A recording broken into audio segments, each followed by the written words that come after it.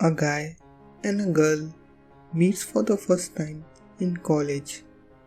They became friends and slowly when they started getting to know each other more and more, they started trusting each other more and more.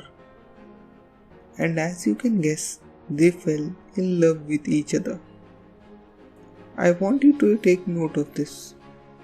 The more they trusted each other, the more their love grew.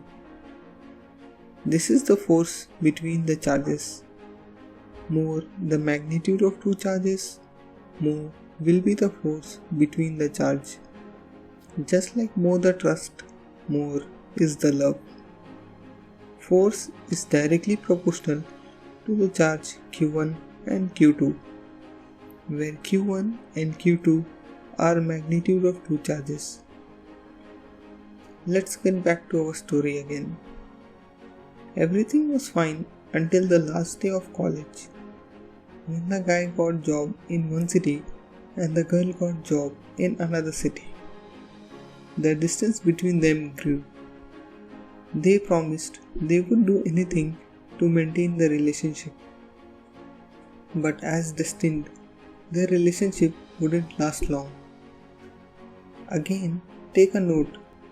As the distance increased, love between them decreased. Same is the effect of distance on Coulomb's force. Greater is the distance, lesser is the magnitude of force. Now take a look at our love story again. There is something happening in the background which we didn't take note of. It's the situation.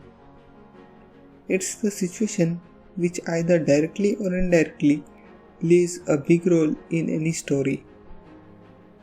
Similarly, there is a factor which is playing a big role on Coulomb force. This factor is 1 by 4 pi epsilon naught.